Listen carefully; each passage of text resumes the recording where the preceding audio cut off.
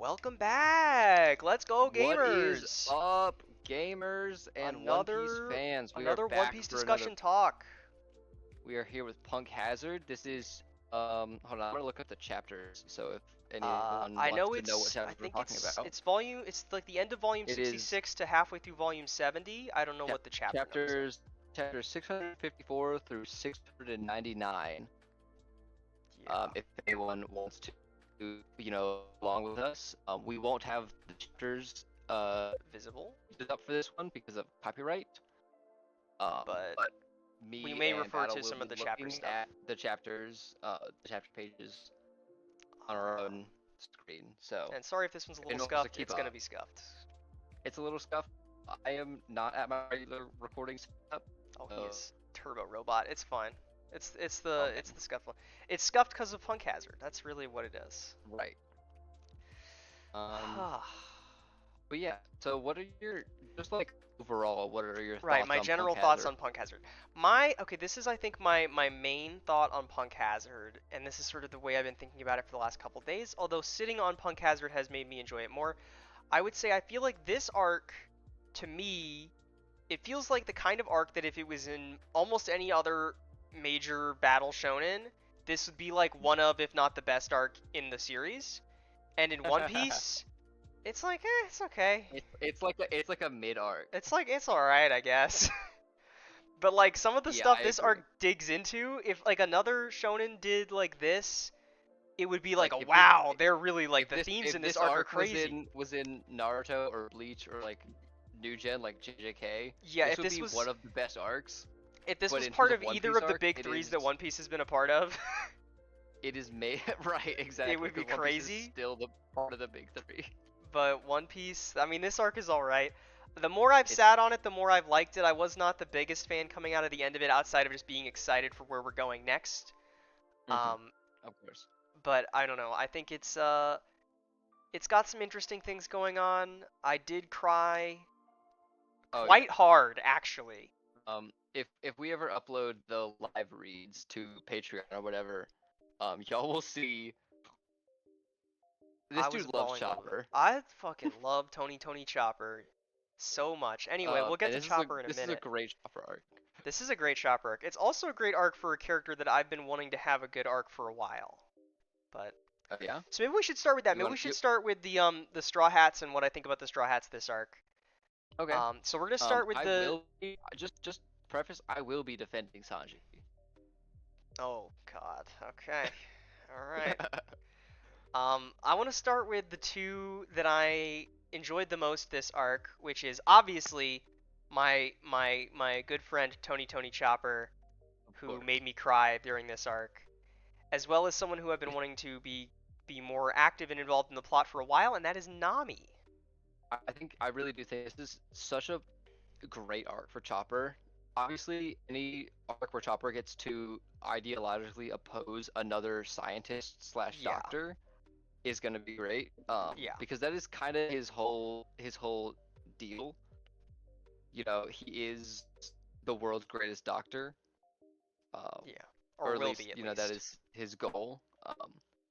And so you know, looking back at Thriller Bark, his ideological opposition to Hero Look in Thriller Bark is super compelling, and his Hogback, ideological opposition but to yeah, oh yeah, Hogback, my bad. Um, but his opposition to Caesar Clown is so compelling yeah. I in don't know. this I arc. I really love this whole section for Chopper. I think I just it's something he's so like impassioned during this arc about these Exactly. kids and This is saving these this is like kids. And he his blames himself too. Like right. he doesn't feel like he's good enough, which is a shame I because mean, I mean it's been like it's been a we'll whole time definitely skip. get into it, but that one panel of him crying, saying, "I wish I would have been here sooner." Sooner. Oh my God. Don't remind me right now. I would look. It Um, is I was it is bawling tough. really hard I actually know. during this I know section. you I did, had to take a like 2 minute break to go like wipe tears away and blow my nose because it was bad. dude. Look, Um, I will say this is an arc that I was not super hot on when I first watched it through the anime, but re-experiencing it specifically through your live reading of it, has made me so much more appreciative of Punk Hazard Um, because it's just obviously it's just you're it's my continued goal to make you like Chopper more. So the Chopper agenda is so strong. the Chopper agenda is very strong with me because I don't know what it is about Chopper that resonates so hard with me, but I mean Yeah. every time there's a big Chopper moment, it makes me tear up a little bit ever since Drum Mm. Island. So, Yeah. but also, and I do think she gets a little sidelined by Chopper, but Nami is also really good in this arc. Absolutely. I She love, I love, love, love, love, love, love, love the moment where you compare, especially just the Straw Hats as a whole, and I think this is sort of ties into a lot of the stuff we see in this arc, is the way that the Straw Hats are different from something like Doflamingo's crew, and maybe in even some Lost ways Crew. even different from Law's crew, and in some ways even different from Smoker and Tashigi's crew, and that there is Hmm. not necessarily a leader. I mean, like obviously Luffy is the leader, Luffy is the captain, but Obviously, yeah, obviously Luffy is the captain, Luffy trusts in but all the he Straw Hats, and all the Straw Hats trust in Luffy, and all the Straw Hats right trust in each other, and that to the really point first that shows someone up like here. to the point that someone like Nami can say, Yeah, Luffy, Nami, this is important we're to in, me. we're We are saving these doing kids. this, and And every it member is of the taken crew as immediately an is like, order. yeah, we're in. It is perceived as an order from the crew because there is no established like actual hierarchy with among the Straw Hats. Yeah. Every person has an equal voice, and so someone like Nami, who's not part of the monster trio, or even like if you think about like typical shonen battle standard of like hierarchy within a group, she would be towards the bottom, but she still has the ability and the voice to say, "This is something that's important to me. We're doing this," and no one is arguing with that. She said, Yeah, "This it, that it's we're it's saving these kids." yeah, it's even like because Period. Point blank. Period. initially Sanji is like, we're just gonna leave these kids here. If it's really a big deal, we'll find them later. And Nami's like, no, we're saving the kids. And then Sanji's like, you got it, we're saving the kids. Right. And that's And really I love exemplified that like for like this whole arc. through the juxtaposition of how Law interacts with the Straw Hats, because he questions a lot of the times within this arc of like, Luffy, aren't you the captain? You should be able to tell these people what to do. Do and he's like, And why would I Luffy's do like, that? why would I do that? This is my family, my Nama. Why would I do that? I trust them. If They're it's gonna get it important done. to Nama, then it's important to me. Yeah. And I What are you love that talking really about? throughout this arc, and it ties into, I guess, sort of getting into this now. Although I have some other stuff I want to talk about it with later. Is sort of ties into the sort of theme of leadership that peers out throughout this arc, Mm, and I think will become more important as we move into Dressrosa. But I'm going to save my talk on leadership until its own thing because I want to talk about some more of the Straw Hats. Also, I want to briefly talk about how Nami.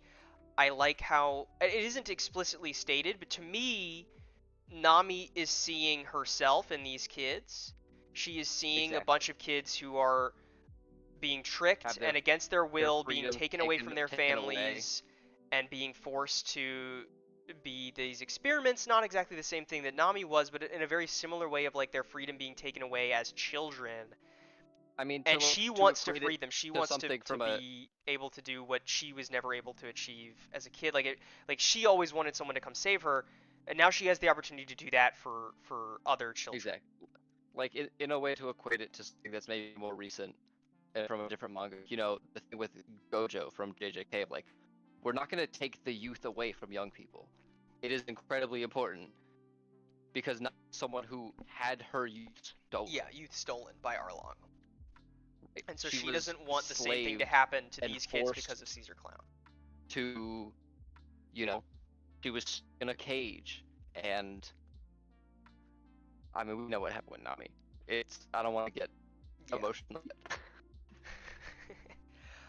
Let's see. What other Straw Hats do I want to talk about? I want to talk about Zoro. Okay, Zoro, Zoro is very I will say, I perplexing in think this arc. exactly. I think this is a moment of like, I don't, it's Zoro takes an L in this arc, which is not common for I Zoro. sort of. I want to. From from So from a, let me. from like a personality standpoint, and I will get into like I would agree on the that. reason why. I want to get into the reason why. I've been thinking a lot about why Zoro was doing that during the fight with Monet and when Tashigi shows up, because like obviously it isn't what Tashigi is saying, because we know pretty definitively that Zoro does not think that women are weak or lesser. Of course. Um, Of course. Yeah, because obviously. his whole backstory is built on that foundation, and so if that was something that Hmm. had changed from last time we saw Zoro to now, he would be not Zoro anymore. And so I don't Right. think that's what it is, obviously. I think, to me, what it feels like is Mihawk bleeding into Zoro, if that That's makes sense. interesting. Because I was I have thinking a back, different read of it, but because what that's I've been doing interesting. recently, as I've been after I finished Punk Hazard, I've been slowly watching through the One Piece live action, and the most recent Hmm. episode I watched was the one where Zoro loses to Mihawk. Uh, And in that fight, Mihawk does something very similar to what Zoro does here, because Mihawk doesn't fight Zoro with his full strength. He uses a dinky little knife, and for hmm. like most of the fight he's just parrying Zoro's attacks. And Zoro is doing the Yeah. same thing here with Monet. He is not using the three sword style, and he's exclusively Hmm. blocking. Because And I mean, to me it you feels can like Mihawk draw a rubbing off on parallel him. there between Zoro's fight with Kabuji, where Yeah, in the first arc of this new section, where Zoro is more powerful than uh Kabuji or Bonet, and he feels like he needs to handicap him to maintain his and as a source. yeah, and that's exactly sort of what I was thinking was that because initially I didn't really think much of it back in Fishman Island when he fights the squid guy, and he's Mm-hmm. like fighting him for a little bit, and then he just starts walking away, and he's like, this guy's not worth my time, and that's sort of what he's doing in Uh-huh. this arc, and it's interesting because I feel like we've never seen really Zoro do that before, Yeah, but maybe it's it just does because feel we've like a never very seen Zoro. Mihawk It feels very ass like what Mihawk thing. did, and what Mihawk does is that sort Yeah. of like, I'm not gonna waste my talent on this. And I don't know if Mm-hmm. that's what Zoro is doing, but that's sort of how it Mm-hmm. feels, and it's a little Yeah, I strange. do It's agree. a strange thing to see Zoro sort of turning a little bit more into Mihawk, and I'm Mm-hmm. wondering if And maybe it and that it does and that it does in this attitude arc. may come to bite him It does, eventually. unfortunately, it does appear as if it is like a form of sexism. But I look, we can talk about Sanji and his sexism. I don't think that applies to Zoro. No, I don't think Zoro is Like above he, fighting a woman if they are right? strong. I mean, Like for to big scale it. I don't think Zoro would hold back against Big Mom. no, I don't think he would. I don't think he'd hold back again. But I don't know. Like if there's, I don't. There's not really a lot of strong female characters we know about. Like say Boa was an enemy instead of an ally, right, a yeah, warlord. He would exactly. not hesitate to fight someone like Boa Hancock if she was, not an ally. Right. Um, Um, I was also and so it thinking, feels if it feels unfortunate that it happened yeah, to happen to two female characters, but I don't yeah, believe that that is an actual assessment of Zoro's view on women or like yeah, I female would agree. swordsmen. I also think that maybe there's a chance that it's not a Mihawk thing, although I feel like there's more to the Mihawk thing with the way that he also interacted in Fishman Island. And maybe Yeah, it's that he doesn't want to fight women because he doesn't feel like he's ready to surpass Kuina yet. I've also thought about that. And that maybe that's why he won't fight a woman until he's the It strongest, might until be he can it might prove to be Kuina that a psychological hang up yeah, of like he doesn't want to prove Kuina right or something especially with with Tashigi. Tashigi being basically Identical. a carbon copy of Kuina. Yeah. It does feel like it's like a trauma response of like, oh shit, that's Kuina. I cannot like I can't fight her until I'm the strongest. Or right. I can't beat her maybe. Yeah, maybe it's like an inferiority complex still, even with Tashigi being Kuina's quote unquote like ghost. Yeah. Um, just very interesting. It's And very interesting and I've been thinking a lot I about don't Zoro. think that storyline is anywhere near complete. No, I don't think I so feel like either. we need more about it. I Um, really hope we but do. I mean, I had back in the start, back in East Blue and Alabasta, I was really mm, hoping it was more of a, like gonna be sort of a recurring rivalry that would maybe continually end in sort of mm, stalemates. until the two of them are the two strongest left, and I still think there's a chance those could be the two I do, strongest and I they have still to do duel think for that it. like I Um, don't, well, I don't know if Tashigi will be quote unquote the second strongest next to Zoro, but I do think that there will be like a final a duel final duel between the between the two. two of them, yeah. And let's see, do I have any other Straw Hats to talk about? Brooke doesn't really do anything this arc. Can we just talk about Sanji real quick, I just just want to to make get it sure. over Well, with? because I think he's the last one to talk about. I just want to make sure there's not anything I want to say that's fun about any other ones. Frankie Hmm. was funny this arc. Robin was funny Yeah, this arc. Brooke didn't do I mean, anything at obviously we'll all. talk about Luffy, when We he could talk gets about we'll talk his about Luffy moment. more holistically. So yeah, I think all Um, that's left is Sanji. okay, God, dude. let me All be right, the big go ahead. Sanji defender, Sure.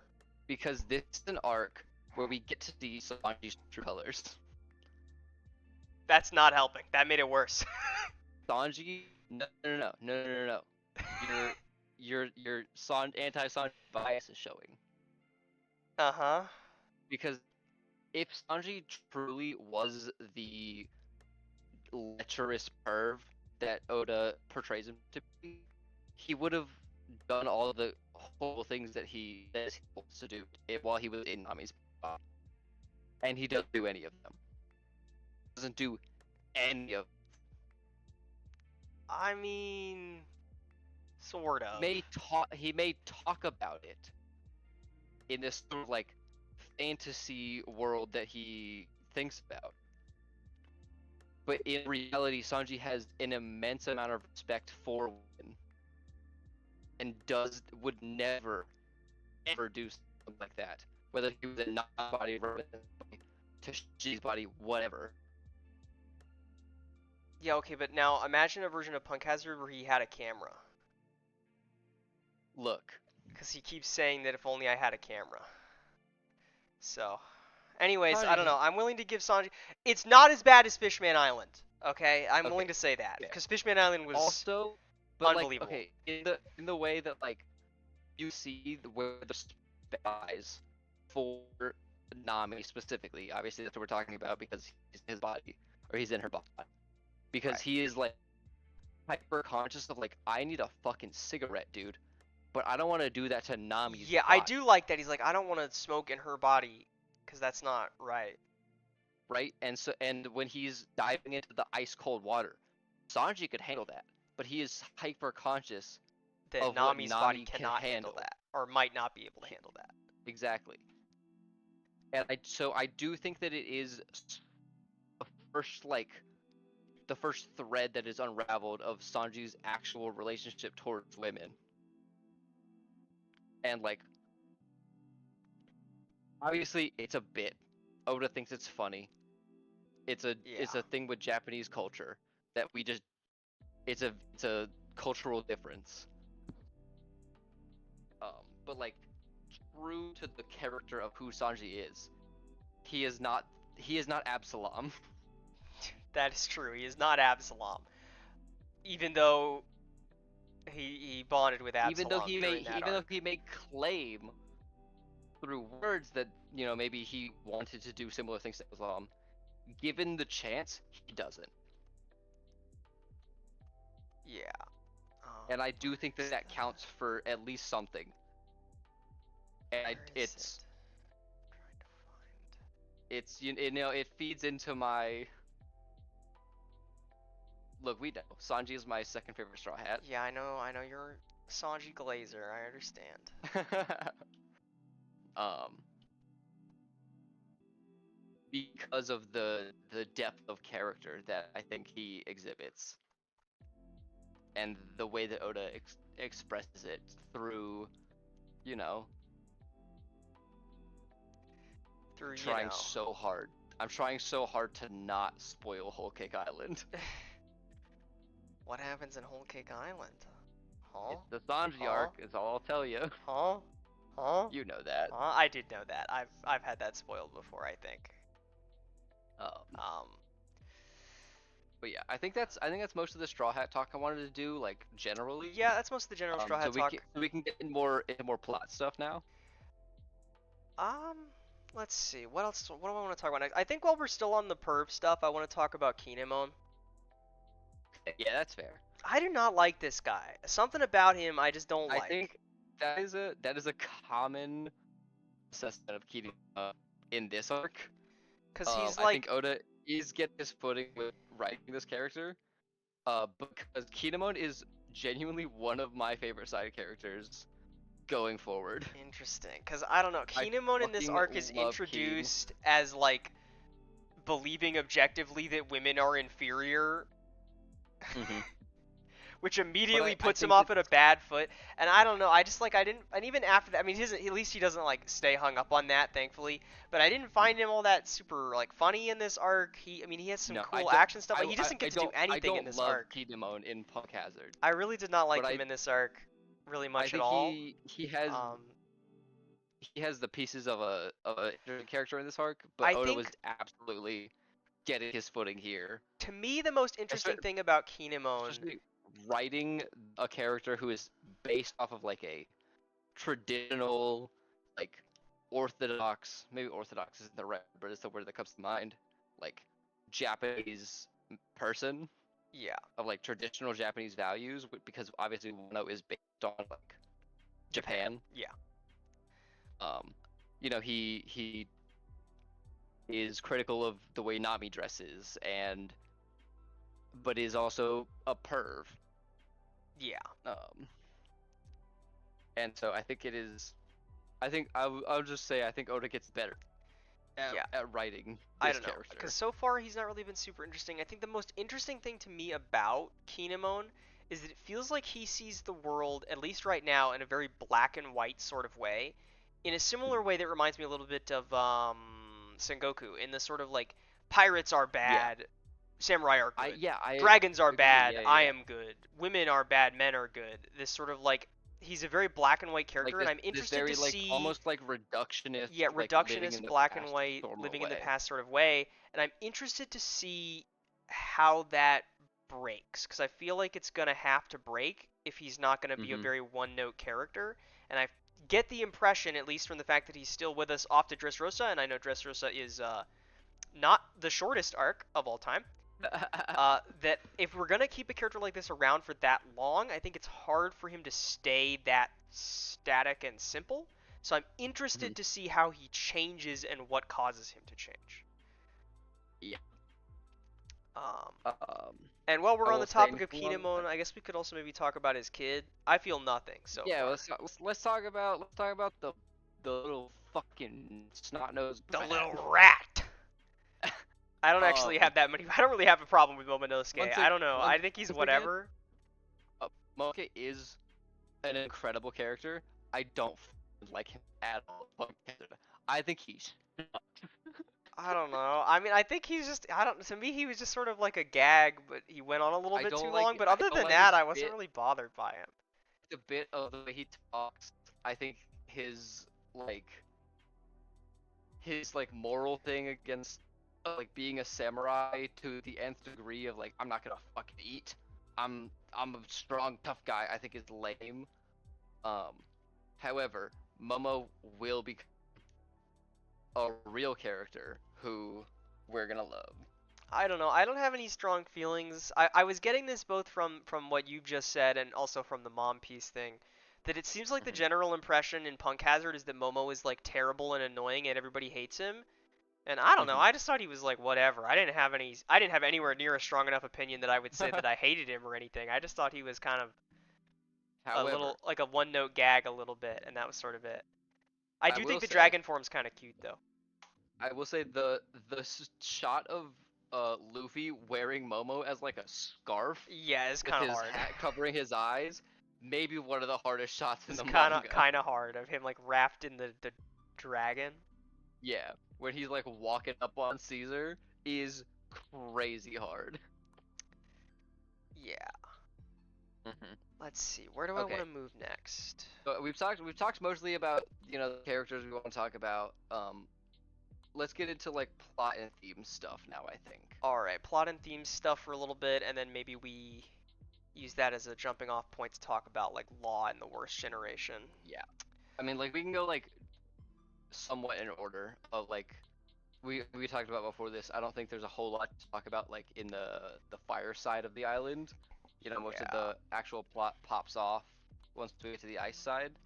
Yeah, let me just, I'm sort of like moving quickly through the pages to see if there's any like moments that stick out to me that we haven't already talked about. Because like this here at the beginning is like we talked about this stuff before.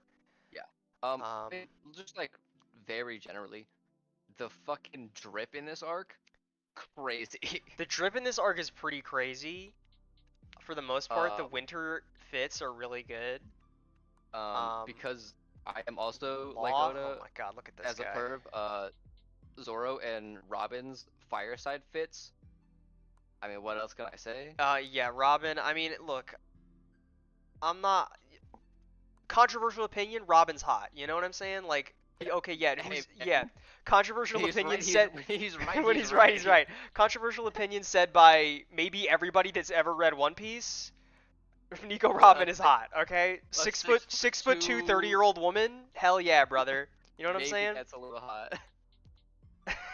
Um, Speaking of hot, dude, this fit on Law is Speaking so of hard. hot, Law looks so cool, dude. Trafalgar Law, Trafalgar dude. Oh Law, the my the god. fucking Oh my god. sideburns. He is Also, so I sick. want to I want to sidebar again, just like skipping ahead.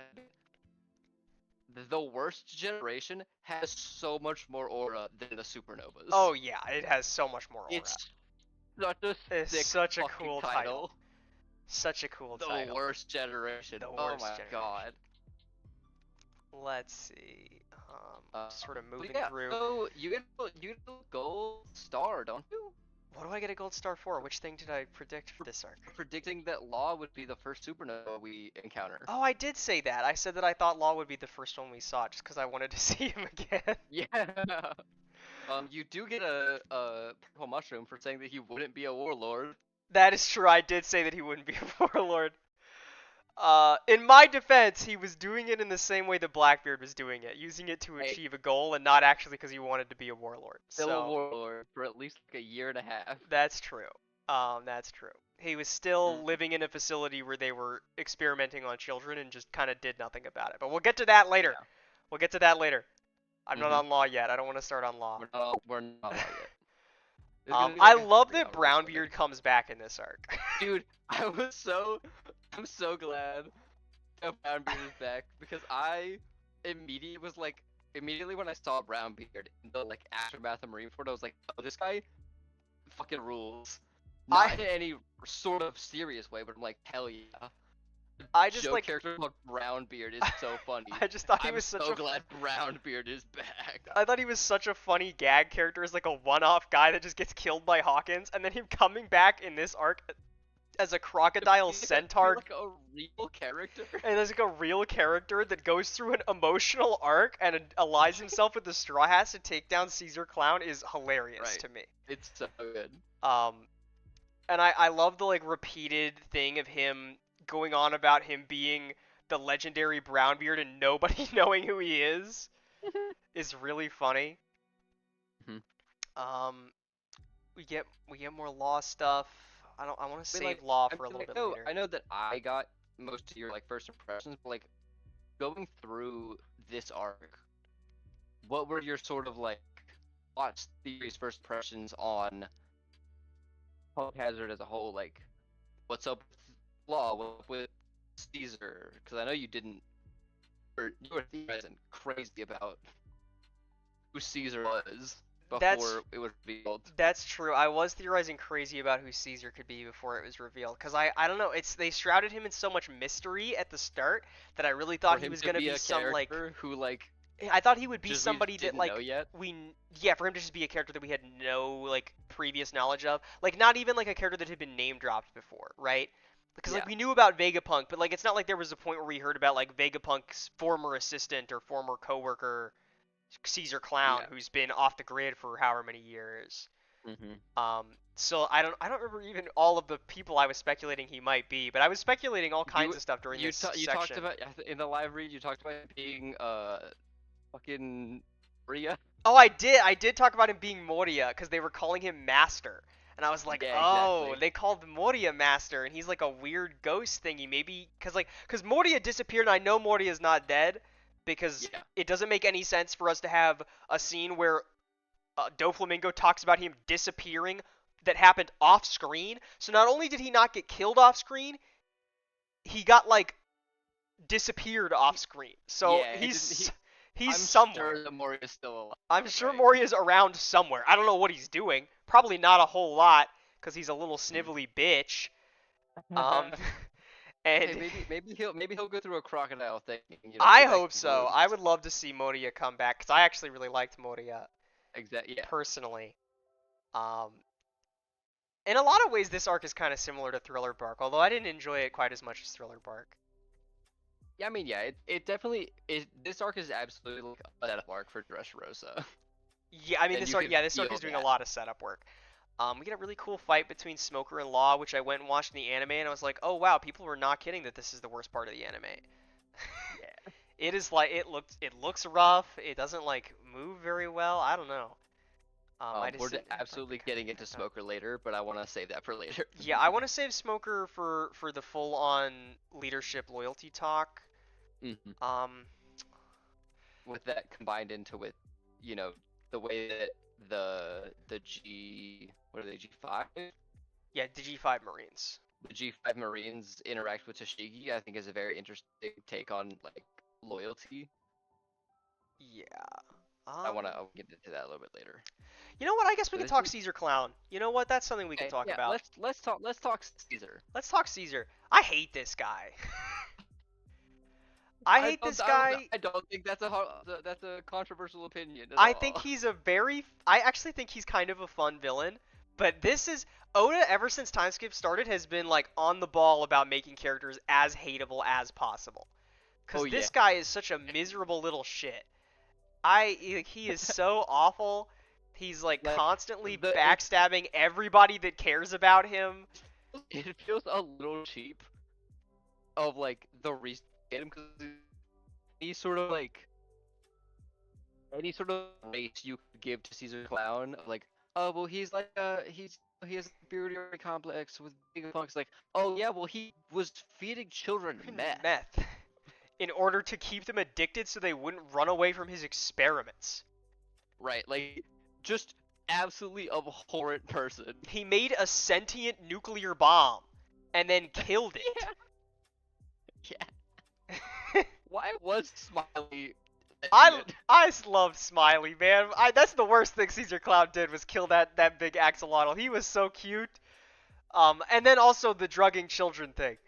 Um, I think it's like The I don't know. second worst thing he did. The second worst thing he did. He's like I don't know, but he's so intimidating, and then also he's like not intimidating at But he all. exactly like his power set His power set is is insane. Like he is such a unbelievably unbelievable menace. devastating. And I think this is sort of an interesting parallel between him and Smoker is that I think hmm both of them are extremely over reliant on their devil fruits, and I don't think either of them are particularly good at using them. Yeah. Well, I think that well, I'm actually going to disagree a little bit. I think Caesar is 100% reliant on his devil fruit. You don't Yeah. ever see him use hockey. We don't ever see him do anything like I mean, we see like creative applications of the fruit, but not in a way that like Luffy would be creative with his fruit. Yeah. And as a gas man of just like generally gas, I think there is so much more room for creativity. But I do think that Smoker has a higher degree of mastery of his fruit, especially in combination with his hockey usage now. I'm not Uh, entirely sure on that cuz I feel like especially when he's fighting Virgo and obviously Virgo has like insane hockey. And also yeah, during the fight with Law, Smoker kind of relies on this like turning into smoke and then trying to punch you. yes, he really do love the Like he doesn't launch. he doesn't like mix he doesn't have like a bunch of creative applications for using his power. He's very straightforward and he's effective in that straightforward blunt sort of way in that Mhm. in the sort of maybe straightforward and focused sort of view that Smoker has on the world, but I think it is limits his potential as a combatant. For example, I think this is the first arc we have seen Smoker where I do not think that he would beat Luffy, There. if that makes sense. Because in the way that in 2 years Luffy has adapted and changed and reshaped his entire way of fighting, because he's made of rubber, Smoker has not really changed his way of fighting at all. outside of Yeah, adding he hockey to make his punches stronger. and to cover his you Yeah. what is it called? The GT. The His cover GT. GTA in hockey. But like, what is Um, Smoker gonna do if Luffy does an elephant gun? You know, like he just gets one shot, probably. I think Like I don't actually, know. I just feel like it's weird. It's interesting look, that Smoker I'd seems a say little stagnant, and I think it might I be will say intentional. it's, but also in his fight with Virgo, wasn't he was fighting to win himself. He That's fighting true. laws That's true. to get the back to law. Yeah, to get back the heart back to Law, Law because finished Law the fight. Law's power is insane. But I think it's interesting that our two gas-based Devil Fruit users both seem sort of over-reliant Right, on the ability to turn into gas. absolutely intentional that the gas fruit and the smoke fruit are Excuse me, it's the Plume Fruit? this way. Big fan. Sorry, blue fruit. But Whatever. I think Smoker's a real bastard. I think he's kind of a fun bastard. I like that he's These are right. yeah, Caesar. I think he's fun in the sense that it's fun to see him get punched in the Yeah, face over and over again at exactly. the end of the arc by Dude, Luffy. he's a low draw getting Oh, you are so robot moded right now. It's so bad. Oh no. Oh no. Oh, man. Excuse I apologize excuse the for technical any of our tech difficulties. issues. Uh, but I don't know. I think Caesar is like the most perfectly designed. He's like Spandam if Spandam could fight back, and I think that's kind of fun Yeah. in the sense that like You he get can punched fight back, but when he in the gets face his so many head caved in, times. you're like, hell yeah. I love seeing this guy's head get caved in. And I think I don't know. For a while, I was trying to connect Caesar into my currently running theory that post time skip is mirroring pre time skip. Mhm. Um, but I think that he's not what I thought he was, if that makes any sense. I kind of want to, I don't know, do I want to get into this now? You know Go what? I'm for it. getting into this now. Screw it. We're just jumping around. I'm Legit. talking about what I want to talk about. It's on my mind. I want to talk about my idea that time skips, the mirroring of the time skip. Yeah, So, the New World mirroring the New World Paradise. mirroring the Grand Line and East Blue. Because I was Mhm. thinking, at first I was like, oh, each villain is going to represent one of the villains from the beginning. But I don't think that's exactly what it is. I think what we're doing, or at least what it feels like we're doing right now, is we are taking the biggest threat from each saga and going one by one through those, and taking what that character was and what that character represented, and then flipping that idea on its head. So first, with Fishman Island, Speak you on have that. Yeah. you have Hody taking Arlong and flipping that on its head, flipping the whole like racial dynamic between the humans and the Fishmen on its head, flipping this Mhm. whole his whole like outlook on the world is sort of is this idea that was held by Arlong and then distorted and twisted and irrational and destructive in a way that Arlong's wasn't. And I think in this section of the story, we're mirroring the next arc, which is Alabasta, the next saga, Alabasta. And who's the biggest threat in Alabasta? Crocodile. And who's the big threat of this saga? Doflamingo. So I think that Doflamingo is going to be mirroring Crocodile in the sense similar to how Crocodile had this elite group of loyal crew people who he regularly made put their lives on the line for him. If they messed up a mission, they were dead. And I think the same thing is going on here with Doflamingo's crew. And Mhm. and maybe this is gonna sound weird, I think Caesar Clown is Mr. Three Okay. because because I'm trying to think who the only member of Crocodile's Baroque Works crew that was a major villain setting up for Crocodile was Mr. Three, and he was also sort of Mhm. an incompetent idiot that tried to be this like evil maniacal mastermind and then gets blown and punched in the face by Luffy. Uh And I think huh. Caesar Clown sort of fits into that same mold, especially now that we've got Caesar Clown captured, which sort of reminds me of Mr. Three's sort of whole vibe during the end of the Alabasta arc when we were like when Sanji or I forget even who it was, just like somebody forces him to make a key and open the door. Yeah. Is sort of that's how I feel like we're going with Caesar. And I think that that sort of ties into the leadership thing because I think Crocodile and Alabasta as a whole, a lot of Alabasta as a saga is about Luffy changing as a leader. And that's through Vivi sort of encouraging him and being this example and tutor to Luffy and what it means to be a leader and what that looks like, and how Crocodile is sort of this dark mirror of Luffy and that he wants to be Pirate King. He is a leader of a group of eccentric individuals. He's charismatic. He's famous, but he's twisted. He's evil. He uses this team and this passion and these people in a dark and twisted way. And I think Doflamingo is going to do something similar, but in a different way than how Crocodile did it.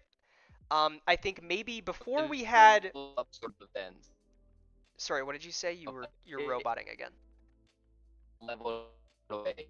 Like Yeah, like a sort of a oh leveled up crocodile. Maybe in the sense of like Luffy in Alabasta levels up his leadership because of Vivi and mhm, overcomes the kind of leadership that Crocodile could be. I think instead in this arc, Doflamingo is going to be a test of Luffy's leadership in the sense that Doflamingo seems to have a crew that is maybe just as loyal, if not even maybe more so than Luffy's, in the sense that I mean, obviously Zoro was willing to, but and maybe Sanji too, but I don't mhm, know. There's the members of the crew would not throw their lives away for nothing, like Doflamingo's right. crew will. Like Doflamingo's crew are blindly loyal to him. At least it seems that way at the Hmm. moment. And so I think Luffy's leadership is going to need to level up in the same way that I was talking about how he was sort of showing the leadership skills that Ace was never able to achieve. I think he's going to need to Hmm. fully embody and embrace that and become what it truly means to be a leader in order to overcome Doflamingo in the same sense that he Uh, had to improve his leadership to overcome Crocodile, but I think Doflamingo is going to somehow subvert that idea from the way Crocodile did it. I just don't know what that's going to look like yet because I haven't read Dressrosa. And so I think that that's going to continue going on forward, and so that maybe in the next saga, whichever one that is, I think maybe we're going to have a character who will be a mirror to Eneru in a sort of like godhood, not necessarily godhood, but like a self-absorbed, self-centeredness, thinking of the people below them as ants, um, hmm. sort of self-importance kind of thing, and then mirroring how all the stuff that happens in Skypiea with Luffy, and then maybe we move on to something that somehow reflects Lucci or Spandam, Hmm. and then maybe we move on to something that's reflective of like Moria or Akainu, or maybe we just actually fight like Sakazuki now that he is Hmm. the head of the Marines or something to those lines. I don't know exactly, but that's sort of my thinking. Is that for right now, I feel like we're gonna sort of parallel the pre-time skip now that we're in the new world and see how the Hmm. new world takes those ideas and those challenges that the Straw Hats had to face before, flips them on their head and makes them far more dangerous. Like, We're we were trying to talk about the themes of loyalty and leadership, right? yeah, that's where I want to move into next because that's sort of what that sort of topic I was getting into about the mirroring stuff really digs into. So we sort of look at there's a set of different sort of styles of leadership that we get to sort of see in this arc with Luffy and Caesar and Law and Smoker and Tashigi and Brownbeard even. Um, Hmm. and a lot of it is like I also this. want to point out that the island that we're currently on is a direct reflection of two different styles of leadership That is also clashing. true. So you, Literally, there's fire and ice because two different people couldn't agree on how the Marines should be led, and they changed the atmosphere of this entire fucking island. yeah, exactly. Um, but you have sort of this ever-present clashing of leadership styles. You have Hmm. Kuzan and Sakazuki literally terraforming the entire island because they have such a huge disagreement with each other, and now that's influencing the way the entirety of the Marines operate. You Hmm. have the G5 Marines who have this almost blind loyalty to Virgo, especially to Smoker and to Shigi. Oh, maybe not Hmm. to Shigi, but especially Virgo, in that like these are we're the useless bum Marines who can't be tamed, and these are the only people that have ever given us a chance. So Hmm. we're gonna follow them to the ends of the earth. And when they see someone like Virgo literally betraying them, they think, oh, well, it can't be possible that our Virgo, would be doing this to us. So there must be an imposter, and it's not actually Virgo. And you It have just a similar thing with Caesar Clown, who has this like has manufactured this like fake problem that he's given to all these people, and then he gives all these people, all of his subordinates, this fake problem, and then says, I am the solution to this problem that you all have, you should follow Mm-hmm. me and be loyal to me. And they all believe Right. that, and then he's able to manipulate and trick them into doing this sort of One Piece isn't political, but like attacking the your neighbor, attacking the guy who's poorer than you is your enemy instead of the rich billionaire who's Mm-hmm. like doing 10 billion carbon emissions or something. And that's sort of Right. what Caesar is. I mean, he's a walking carbon emission. Um, this was like 2012. I don't think he was going necessarily for carbon emission. Maybe he Look, was. look, with It's history certainly repeating not itself, impossible. it is absolutely, relevant today of like this person who is I think it's interesting when you look at the different types of leadership. I really hope I'm not a robot right now. But You're like good right now. there are absolutely different types of leadership and like how a leader comes to be. You can be a leader through like charisma and like just being a man of the people, even if you're, not actually out for the people, you can, appear to be. You can be a Yeah. leader through um what's the word I'm looking for? Like your record, your history, your Yeah, it's argument. I actually, what is it? In psychology of leadership, there is a set of ability, or not abilities, but there's different kinds of power that can Right, yeah. grant someone the thing of leadership. Hold on, while you And keep talking, because I you're think that talking about that. Let me find the Caesar falls into the category of just lack of a better option. Like um Caesar doesn't strike me as a charismatic leader. Obviously, he has some sort of cunning and like smart, but he's not like a like when he doesn't care a whole lot of like maintaining the facade of like a never leader. We see that when he talks shit ordinates directly. yeah. Um, and so I think it's very interesting the theme of leadership because we also see a lot of different leaders in this arc. We see Law, we see Doflamingo, we see Luffy. All of that contrasted with Caesar. Yeah, and I think Of also all of that contrasted with Luffy, because I think exactly. Luffy is in a similar sense that Caesar is this sort of manipulative, in the sense that like I don't think necessarily that Doflamingo hates his crew. Yeah, no, I do want to Caesar, definitely get into Doflamingo a little bit this arc, and we'll definitely get into it more next arc. but like But Caesar seems to actively detest everyone around him because he thinks he's yeah. better than everyone.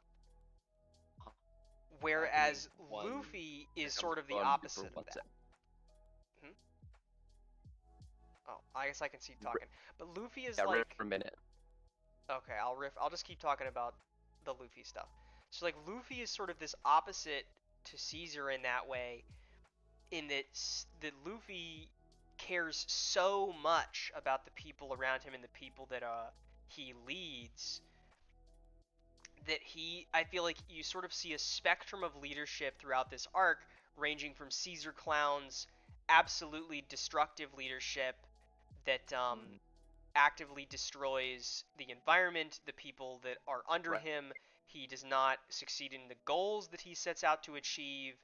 Like every piece of destructive leadership is there with Caesar, and then Luffy Hmm. is the opposite of that, in a sort of not necessarily prototypical constructive leader, but he is a very constructive leader in his sort of weird roundabout Luffy way, Right.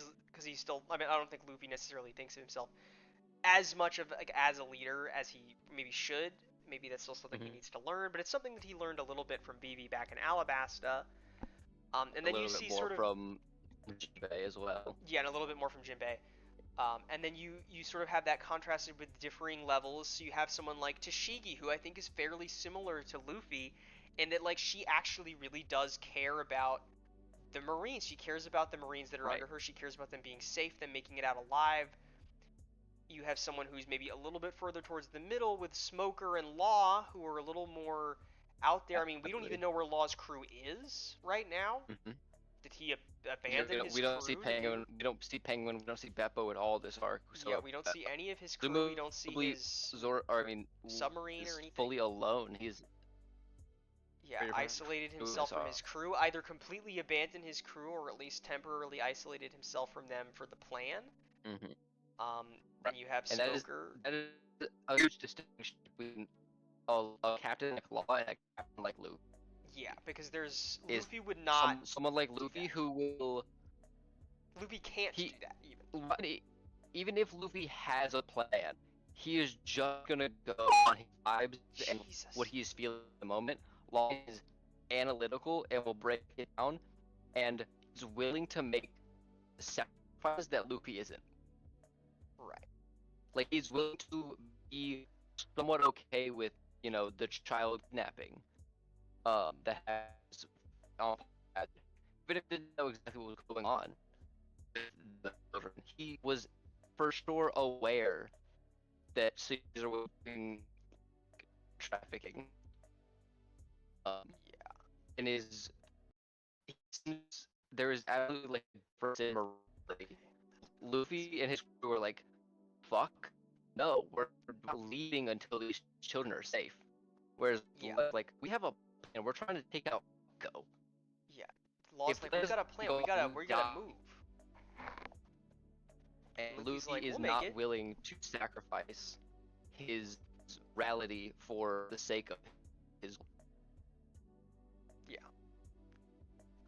And then you have Um, Doflamingo, who is even more extreme than Law in that he is not only willing to like maybe isolate from his crew or sacrifice things if it means getting the plan done, he will actively choose to sacrifice things in order to get the plan done. He he's is willing sacrificed to a pawn send to save the multiple members of his queen. crew in to die or to blow themselves up, to suicide bomb, to dive bomb onto Frankie, all that kind of stuff. Like he's willing to order his crew to sacrifice themselves. Whereas I think Law, I don't think at least he would tell his crew to sacrifice themselves unless it was absolutely necessary. Whereas Doflamingo seems a little more haphazard about it, which I think is Right. interesting, and that they still have such a seemingly high sense of loyalty to Doflamingo, despite the Mm-hmm. fact that it seems to me that he is willing to throw any and all of them under the bus if Absolutely. it means his gain. I think it definitely plays the theme of like what it means to choose a leader, like, because not to get too much into Dressrosa stuff that you haven't read yet, but, like Doflamingo's crew is intensely loyal to him in a way that feels more desperate, whereas Luffy's crew's loyalty to him feels free. Yeah, If that makes any sense for what I you're seeing I right now. kind of get what you're saying. Yeah, Um, and like it feels like Flamingo feels like he created a cult, like a cult of personality at least. Luffy feels like he created a family, yeah, all equal in the there's no hierarchy among the Straw Hats like we talked about earlier. yeah. Um, and so just very interesting. I also want to talk about powerless of like a You're gonna need to shonen repeat battle that. anime power. I'm talking about in the context of a Okay. shonen battle Right, anime. right, right, right. This is an arc that, more than any other arc, demonstrates every single aspect of what power can look like in this universe. You That have is true. You one see, one of the most advanced armament hockey users we've seen in a row. yeah, You we have have Caesar, who has one of the craziest fruit and also and science. combines it with science. You have Luffy, You who's have Luffy, combining who is a hockey and hockey devil and fruit. devil fruit user. You have Just extreme straight devil up, fruit talent just like straight up Law, Sanji, or not Sanji, Zoro and science Sanji's martial arts in and Usopp hockey. and yeah, martial arts, Pure hockey, science with Usopp or Nami or and Chopper. and so it is absolutely an examination of what power looks like in this universe and Yeah, how each of those play into each other and clash against each other. You basically every variation and combination of power you can have. I mean, you have Frankie, who is who was the general at the end, Yeah. which is just pure science as well. Yeah. And so it's just so interesting how an arc like this that is, you know, we it's it absolutely is like sort of middle tier arc in terms of like the story of One Piece, but is setting up these themes and ideas that are most likely going to pay out later um, in the story. Yeah. Uh, Let's see. I want to talk too about. much more on the themes of power and loyalty, so I think we can sort of move on, Yeah, I think unless you that's have anything that's else. that's most of what I had to say on loyalty and power and leadership. I want to move on to Oh no, wait, something. Oh, I actually do have a thing oh, okay, sure, sure, sure. because I do want to talk about the moment where Tashigi's men. I don't know. You were kind of in and out there. But like, it's interesting. We sort of see this Tashigi's loyalty to her crew, and in a similar sense to Luffy. I think really there have been so far anyway only really three pirate crews that, or not necessarily pirate crews, but crews that we have interacted with that I think would be willing to die for each other, not because of like a Doflamingo or Caesar style, I'm just gonna tell you to die because it serves my goal, but in like a we will die for each other because we care and because we want you to make it. And it's Tashigi Mm-hmm. and Luffy and it's Whitebeard. And we get this Mm-hmm. sort of like these people are willing to go to extreme lengths to not sacrifice themselves but to save the other members of the crew. Right. Whereas, say, Doflamingo's people are willing to go to extreme lengths to achieve Doflamingo's goal. Whereas, Mm-hmm. like, say, Zoro in Thriller Bark is doing it because he wants Luffy to continue on, not because like Luffy's goals need to be met, and for us to achieve that, I have to die because that's what Luffy said. Because Luffy would not order Zoro to do something like that. Absolutely. It's more of Zoro, like say for just on the example of Zoro, like Zoro's loyalty back when I'm trying to remember, I believe back in the Baratie he says after he loses to Mihawk, he basically tells Luffy, I'm never gonna lose again. You can count on that. Yeah. Um, And that was the first time that Zoro called Luffy the yeah, king of the pirate. and so you sort of get this higher sense of loyalty, this sense of caring that comes from how what true loyalty looks like when you have a constructive leader, and how a constructive leader is Mm-hmm. able to create a like a group and passion a group to achieve greater goals and work Right. together as a unit rather than as subservient puppets to some leader. Mm-hmm. I think is sort of what you were getting at. Yes, that is pretty much what I was talking about. All Um, right. yeah, I think we're good to move on now. From leadership. Yeah. I want to talk We want to. about. I know what I want to talk about next. I want to talk Okay. about this, and then I want to talk about some of the stuff moving forward, which I think will involve the worst generation, and then I want to talk on Mm-hmm. my final special topic that I've got down at the bottom of the list. I love when he has a My final special secret. topic at the bottom of the list. So I want to talk about. It sounds a little weird doing it like that. I want to talk about drug abuse, which is not necessarily something to Let's laugh about, go.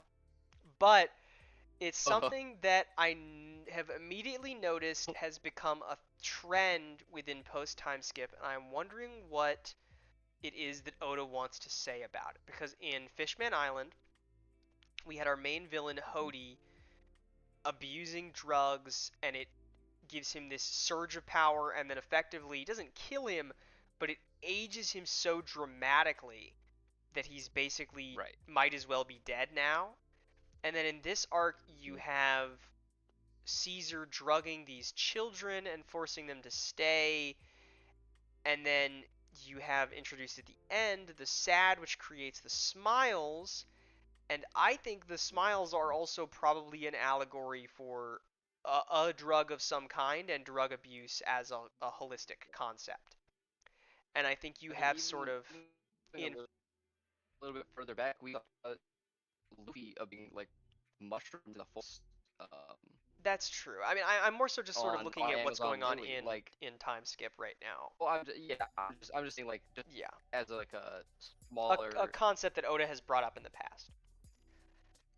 But you look Hmm. at like you look at because I don't know, I was trying to think of like how could it connect, what could Oda be trying to say. I tried doing a little bit of research to see if there was like a drug epidemic or something that happened in the early 2010s in Japan. I was unable to find anything super concrete about that other than just the typical stigma for drugs in Japan, which I'm wondering if maybe Hmm. that is part of why Oda wants to talk about it, is because it's another one of those topics that Japan tends to shy away from or hide or not talk about or make a sort of untouchable, and so he's finding ways to Hmm. talk about it through fantastical elements within this story to sort of shed light on these things and the dangers that it can cause to people and the people that are either forced to take the drugs or the people that take them willingly and the way that that can affect the people around them.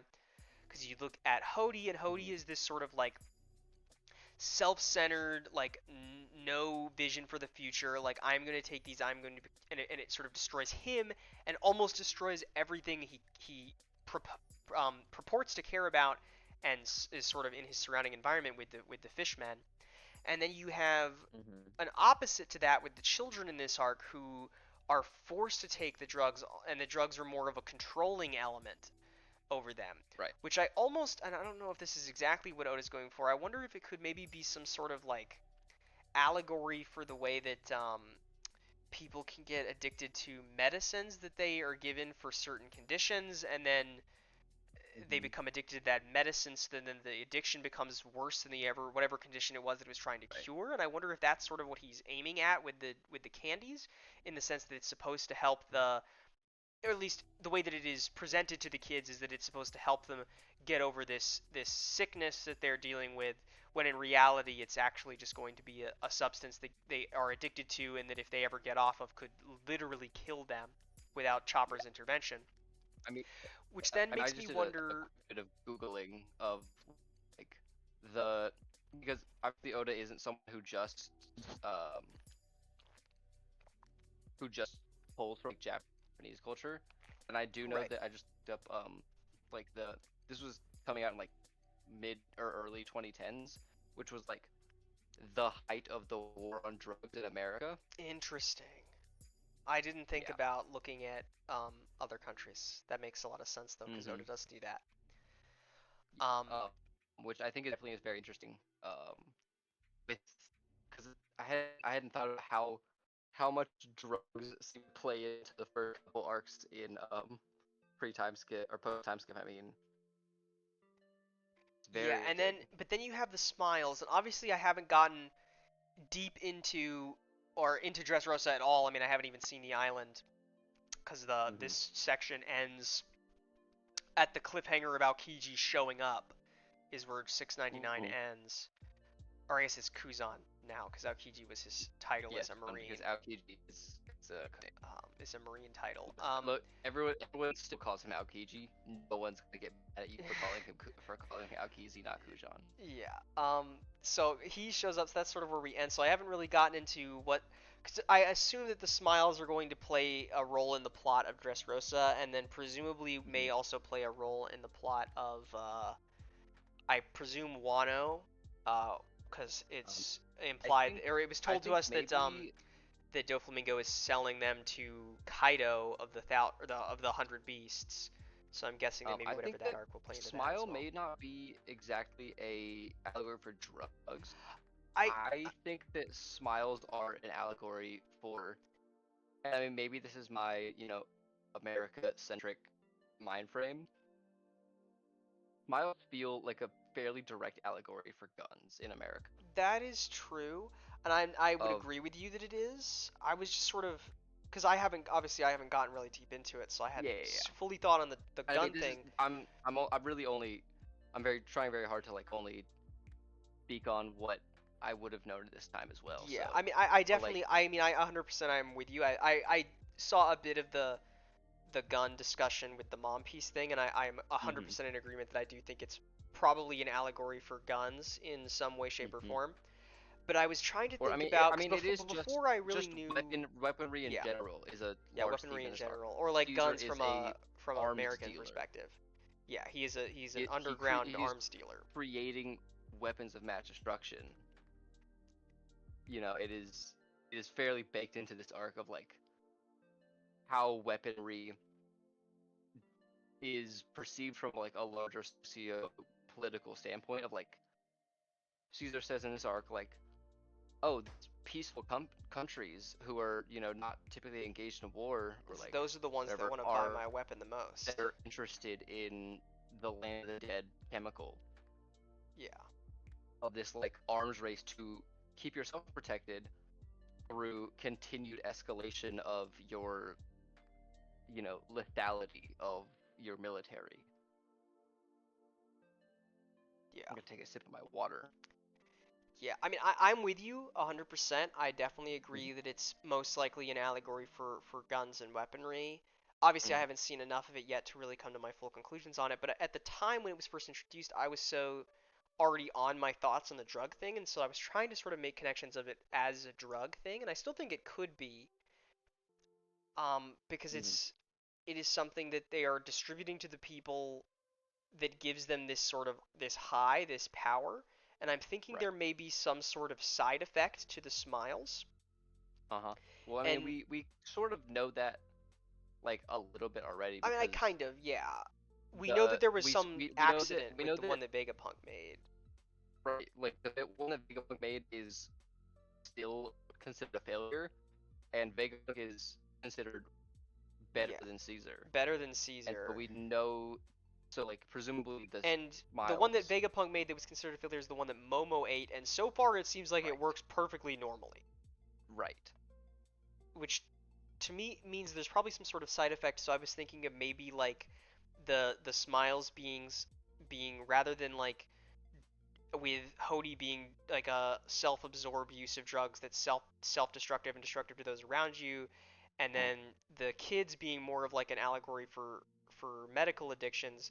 Maybe this is more of a like the way that drugs can be used to control the populace and those who are less mm-hmm. fortunate, and sort of You're thinking like the tricking them CIA into the pushing high and back the into rush and black the neighborhoods. kind of, yeah, exactly, kind of like Yeah, that is sort of where I was thinking interesting. that the smiles might be going, and this sort of like way of introducing a power high to these people without them realizing that there's a sad side effect to smiles, Hmm. and that Right, suddenly and like having the powers of a obviously, Zoan type fruit is not so appealing when you have whatever that sad side effect is going to be. I assume there's going to be some sort of imperfection because Caesar's a little bitch.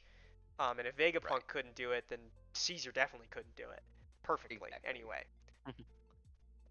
And if um, Law is willing to go out of the way to destroy it and not use it for himself, hmm I think there's maybe something right, that exactly. he Like knows about because it yeah, that we because don't know Law will yet. probably know what is What at is least wrong with it? somewhat what's wrong with it, Yeah, and considering he Law has doesn't connection to seem like both the kind of guy who is like would have a moral issue with using with Smile using the Fruit. Smiles fruits. Yeah, There must be like logical reason why he wouldn't be like, all right, yeah. Beppo, Or the eat side this fruit. effect is the moral objection to it that maybe Right. he Yeah. has. He wouldn't have a moral objection to like creating artificial devil fruits that work normally. I don't Right. think. Um, but I guess that can kind of lead into one of our other topics of what's up with Law.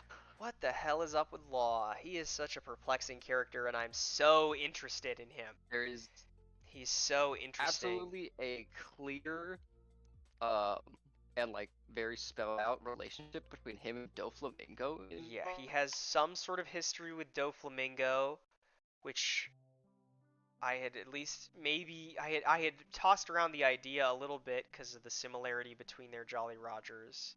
Hmm. But he has some sort of history with Doflamingo. Um, Doflamingo seems very familiar with him, almost as if he's known him since he was young. It's sort of the impression that I got. Hmm. Law seem it's very interesting that Law became a warlord to achieve whatever it is that he's trying to do, which seems to be taking Right. Doflamingo down. Achieving the same title as Doflamingo. Flamingo just so that he can, presumably it seems like his goal at the moment is to take Doflamingo down. I mean, obviously Right. he implied that his current goal is to take down Kaido. Right, but Um, to start a a fight between Doflamingo and Kaido yeah, is seems to be his plan. yeah, taking maybe two birds with one stone. Um, Well, one of them's but yeah, burned anyway. there's a lot of like little lines in this that obviously I know what they mean. Um, but like Um, but Law's uh, a very mysterious character in this Vergo arc. talking about how uh Dofi saved the heart seat for him. Whatever that means. Yeah, Uh, Vergo seems to have history with Law also. history. Like so, Vergo have been around for a while and was be a part of that backstory. Yeah. So Law is just very mysterious. I don't know whether to think of Law truly as an ally or not. I don't think that Mm-hmm. he is. I don't know. I don't think that he's going to betray Luffy. Not because I don't think that he is willing to, but because I don't think that he will be able to by the time he gets to the point where he would be able to betray Luffy, if that makes any sense. Like, I think maybe betraying Luffy is part of the plan for Law, that by the time that he gets to that part of the plan, Right. that he will have been Luffy'd, and he won't be able to do it anymore.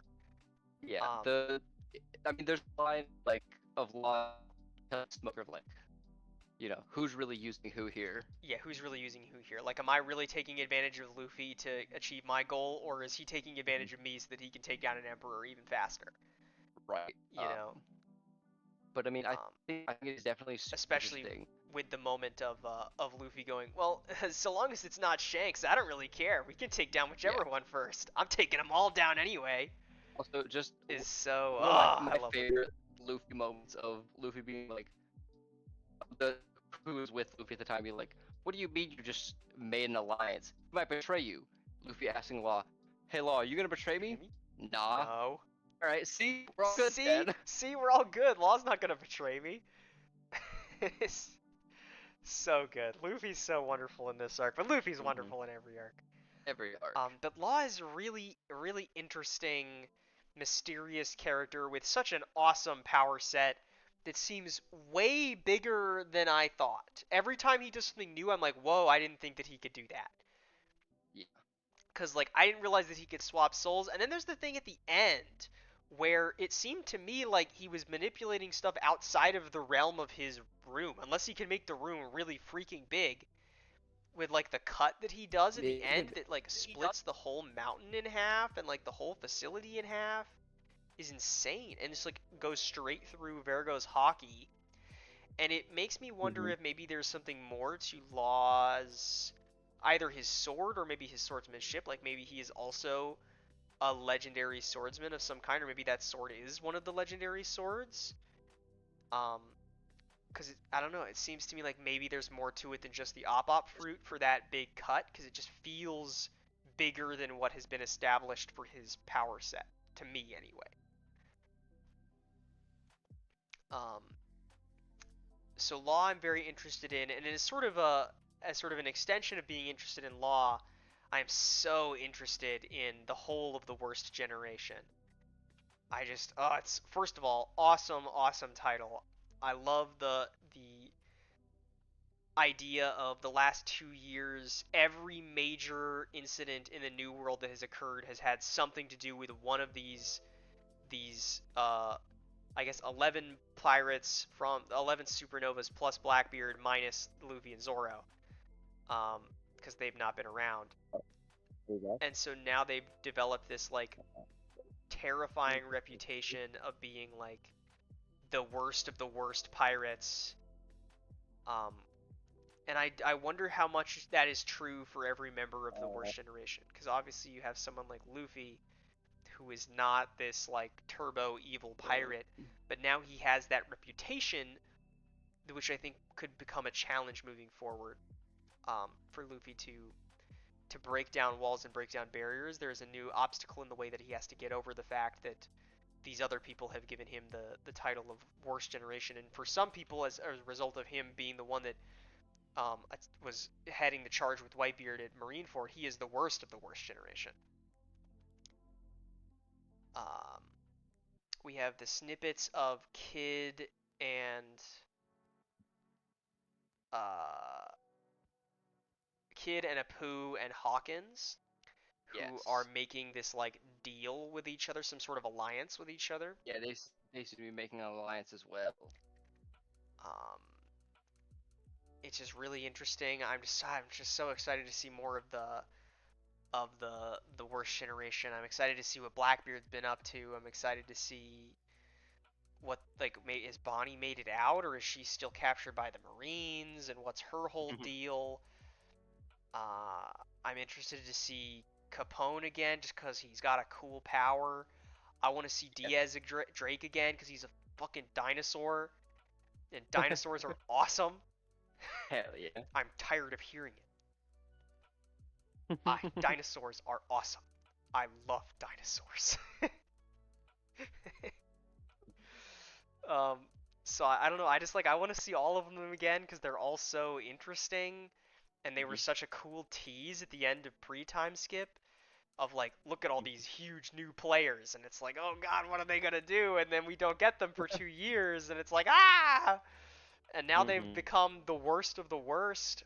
No generation. Um, and I'm interested to see how different they all are, because I don't think, because I wonder how much of it is like, are they actually the worst of the worst, like say Blackbeard or maybe Kid, with what we've been told about Kid and that he targets civilians, or are some of them more like Luffy in that they become the worst of the worst because they're fighting against the world government, and so the world government doesn't like that, and so the world government has labeled them as evil, and since the Right. public has no access to the truth and the actual knowledge, because the world government literally executes and Buster calls scholars, looking at Robin's backstory, like they don't have access to that truth. So when the world government says, "Hey, this Monkey D. Luffy guy is the worst of the worst," the general public is like, "Well, I guess he's the worst of the worst." Unless you've met Monkey Yeah. D. Luffy, you don't know that he's anywhere close to the worst of the worst. Mhm. And then you have someone who's in like a weird gray area like Law and maybe like Hawkins or Apu. Although if they're willing to strike a deal with Kid, maybe they're closer to the dark side. And so maybe the trio of Luffy and Law and Kid is a sort of lighter side with Luffy, darker side with Kid, weird middle ground with Law. Or maybe there's something more to Kid, because I feel like there's got to be something more to Kid than him just being an evil Mhm. guy, because that's what Blackbeard's for. I feel like if any of the Right. worst generation are the worst of the worst, that's Blackbeard. And I like the idea of Blackbeard being the worst of the worst because he's an actual menace and threat and horrible, awful person and human being. And Luffy is the worst of the worst because he is free and he does not let himself or let others be shackled down by the world government and oppressive Mhm. forces in the world. And so the Yeah. powers that be label Luffy as the worst of the worst. Meanwhile, Blackbeard is the actual worst of the worst. I think is a Right. really interesting. Once I again, would the two of I them would say that mirroring each other as we move forward. like Kid is maybe more of like a somewhat in between, like somewhere between Luffy and Blackbeard. Luffy and Blackbeard of like he doesn't have the same sort of like obviously Luffy doesn't want to be called a hero, but the same sort of like hero mentality of like I guess hero morality um Yeah. that Luffy has. But also I don't think that he has sort of like I don't think it has the sort of um, like desire for like chaos and destruction. At least from what we've seen so far, feels like he just kind of wants to be taken seriously, Yeah. which I think is very interesting. But this little snippets we get of the worst generation, as well as the introduction of the title, the worst generation, is so exciting, and I am very. Yeah, It is, I think, absolutely. more than any other plot tease in this arc, of which there are so many interesting ones. The one I am the most excited to see more about. Yeah. More than Um. like Doflamingo, more than Kaido, more than More than Aokiji and Doflamingo. That's Sakazuki. crazy I because just you I mean, I'm are very excited about so Doflamingo. primed I for think the Doflamingo. thing about Doflamingo is that there's just one Doflamingo and there's 12 worst generation, you know? Yeah. So like Doflamingo is really interesting and I'm super excited to see where he goes. And I also know that he's the next thing that we're doing. Meanwhile, we have these 12 characters including Luffy and Zoro, but these 12 Mhm. characters who are the worst of the worst and then have been doing stuff for the last 2 years and have become these infamous big deals, and they're this new threat that is not the warlords and is not the emperors, although some of them have, at least one of them is a warlord with law and at least one of them is an emperor. I'm presuming Blackbeard is an emperor. I don't know if that's been explicitly stated, but I'm assuming that he I, has filled I, in the I slot don't that know. Whitebeard had. I don't know if it's been explicit, but yeah, he is. He I is don't the I one don't who think I don't know if Whitebeard it's been said spot. explicitly, but I'm assuming that he took Blackbeard's spot as an Yeah, emperor. Whitebeard. Yeah. And there's a chance that maybe some of the other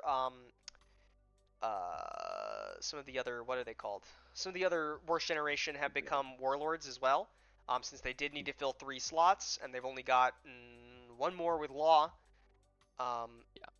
and so they've at least got to fill 2 more. And now that law's probably betraying them, they need to fill another one. And since Doflamingo is either going to get defeated or have to quit the warlords because of law, Uh, uh, they're also going to have to replace him uh, sometime soon. Um, which once again brings me back to the thought of like, why do they even keep the warlords around then anymore? Like, why does it mm-hmm. matter? And why does it matter that they need to replace them and keep 7 of them? Which I still keep coming back to is like, it's got to be something. I have thinking about what 6 could be. Uh, Yeah, because there's got to be because something that's because 6, right? we have the 7 warlords. Whatever 6 is. Yeah. What was the 5 we had? The 5 celestial guys, Yeah, the five elders, the 5 elders. Thank you. the 4 emperors, the 3 admirals. Yeah, the 3 admirals. If I can't think of what 6 would be. Yeah, I don't know. I don't know. But Yeah, I don't know. I think this maybe we're digging into nothing. Maybe maybe this is maybe we're digging into nothing and there's no number thing here, but it's something that is still catching my eye. Is yeah. is that there is no 6? There's 7 warlords. It's just so interesting. I don't know. I'm interested to see what the worst generation has actually been up to and what they're going to be doing moving forward. Mm-hmm. Um, I want to see them interact with Luffy. I want to see Luffy interact with them. So Let's see. Does what that are leave your anything thoughts else? on Mr. Don Quixote? Mr. Don Quixote do Flamingo. I think immediately I am intrigued by him. His design is cool. He has this interesting atmosphere. He's the Joker. Um, He is the heavenly demon is the epithet that we get for the him. heavenly demon, Joker, the Shadow Broker, um, Dofi. He's constantly man-spreading. Mhm. Oh, I forgot to tell you because in your live read you were talking about the translation. Uh actually wait, maybe I did look it up. Because Luffy calls Trafalgar Law Traffy, Yeah, Traffy which is so good. is very funny. Instead of Traw dude. Yeah, I hate Traw Dude that. was not as good as Traffy. Yeah. But I do like that the official translation's trend for Luffy's nicknames is just like adding a Y onto the end of somebody's name. It's Smoky, Oh, it's it's Hey Traffy. Smokey, Hey Traffy. Uh, yeah, but yeah, That or he'll just call them like old guy. yeah. Hey Ice Pops. Yeah, what are your predictions, thoughts on Mr. the Heavenly Demon? Mr. Joker, the Shadow Broker, Don Quixote do Flamingo. I think that in some way he is going to mirror Crocodile, because I think that Yep. he is going to be the equivalent of Crocodile here in the New World. I think that it's interesting that he is been explicitly stated that I don't know if they said it was his dream exactly, or if they said it was just his goal or something like that. But he at least seems to be aiming for the spot of King of the Pirates, which obviously puts him in direct opposition to Monkey D. Luffy.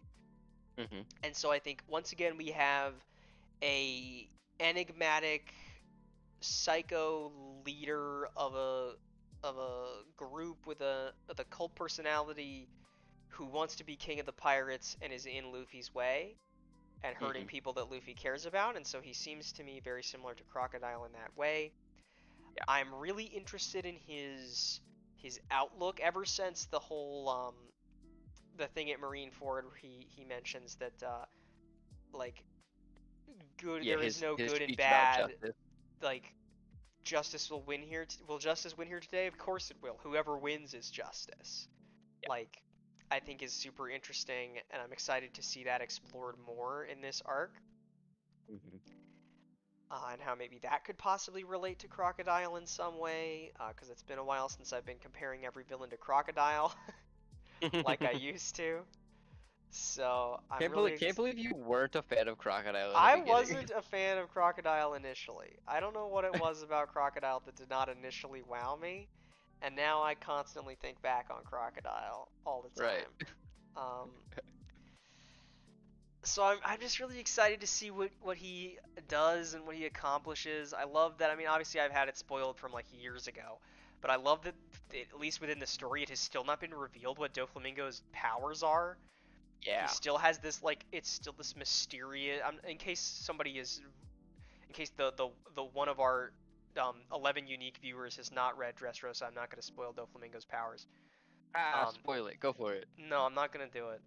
You can't make hyper realistic Chopper do that. He won't do it. Um, so, but I love the way that he's like it's this mysterious, just oppressive power that he seems to be able to use to control Yeah. people, which I think also is interesting with the whole loyalty and leadership thing that he has a Hmm. power that literally forces him to allows him to force people to do things that he wants them to do and that they don't want to do. Um, Hmm. but I'm just really excited to see what he does, how he is opposite to Luffy, because every villain has to be opposite to Luffy in some way, shape, or form. Of course. And how Doflamingo makes us rethink about Luffy. I'm interested to see if maybe he makes us rethink about any other members of the crew, because oftentimes one of the major villains will give us something new to think about amongst a member of our crew, maybe more than one of them. Mhm. Um, I'm interested to see his relationship with Law and what other Oh yeah. connections he may have to other major members of the New World, Hmm. since all of them have control over certain areas, and he has some sort of business relationship at least with Kaido. So maybe we get some more teasers for Kaido and whoever Kaido is. I kind of know who Kaido is. I don't know a lot. I think I know what Yeah. he looks like. Um, Yeah. I think you've seen but Kaido. I mean, it was hard to avoid spoilers like a year and a half ago when Wano was getting like really popular. So, Yeah. um, I mean, what? He's in Wano? I didn't know So that. I do want to talk a little bit about Luffy's relationship to his crew, uh, because it's very interesting how he will tell someone like Monet to die for him, Yeah, and yet when someone like Baby Five and Buffalo fail their mission, he seems very like understanding and yeah, almost benevolent, almost Luffy-esque yeah. It's very about strange. um almost like it's cause so like he clearly has some sort of care, not this sort of like utilitarian view of crew as like pawn. Yeah, he's got That's also some. just part of his manipulation and Maybe it's his, him you know, manipulating. Maybe he has just a personality. twisted view of care and love for people. Mm-hmm. Um, maybe that's something to do with smiles. Maybe I don't know. Maybe. Um, it's certainly worth thinking about. He's a Yeah. very interesting character that I have been excited to get to for pretty much since I started. From pretty much the moment he was introduced until now. Yeah. I've been Job. excited about Doflamingo. Way back in Shia. God, Shia feels like an eternity ago. Right. Um, let's see. I think that's is that all I wanted to talk about with Doflamingo? I think that's all I want to talk about Doflamingo for right now. Yeah. I don't think I have anything else yet. I mean, we're definitely getting into Doflamingo Oh in yeah, I mean, Dressrosa. well, Dressrosa is the Doflamingo arc, so I'm sure that Yeah. we'll get We're more into we might have to Doflamingo. do a whole video about Oh Doflamingo. boy, we'll see. depends on how much I end up talking about him once we get there. Yeah. Um, so I think all that leaves me with is that I really want to talk some theory and what my current thoughts are on Luffy's slash Roger's dream, Uh-huh. and a little bit about the red line. Okay. And how I All think right. there's a chance that the two go hand in hand. Okay.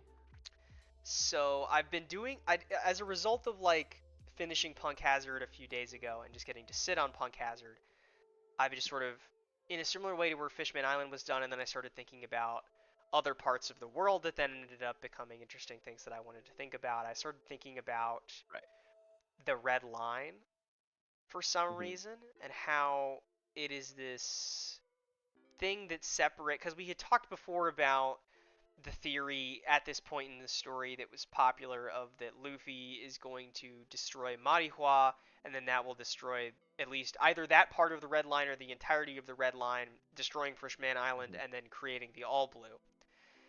Right. And so I was thinking to myself, other than just the Celestial Dragons are oppressive and evil, why would Luffy want to destroy the Red Line if that were to be the case? Uh-huh. And I was thinking that maybe what Luffy and Roger's dream was is to create a world where anyone has the ability to pursue their dreams. Mhm. Because if you look at the world as it is currently in One Piece, the Right. only people who have free access to travel are the Marines Yeah. and Yeah. those who are working with the world government. Mm-hmm. Otherwise, you have to ask the world government because they mention that civilians do not travel island to island, especially not in the Grand Line because of how dangerous it is, um, And especially not between and especially not seas. between seas because there's a giant freaking red line there, and the only people that have the stupid little lifts to get ships from one side of the red line to the other is the world government and the Marines, and Mm-hmm. the only people that have access to giving out news to the rest of the world are the world government and the Marines, as we saw in Marineford when they tried to The only create a people fake story. They tried who to have the craft a story. technology to sail through the calm belt Yeah, they're the only people with the are technology to sail through the the Calm world Belt, government and the Marines. are the world government and the Marines. And so I was thinking maybe that Roger's goal was to destroy the Red Line, reunify the seas, and give anyone Mm-hmm. in the world the ability to travel and achieve Mm. their dreams. And then with him not being able to achieve that, I was thinking back to his execution and thinking that his execution in his speech and his talk about the One Piece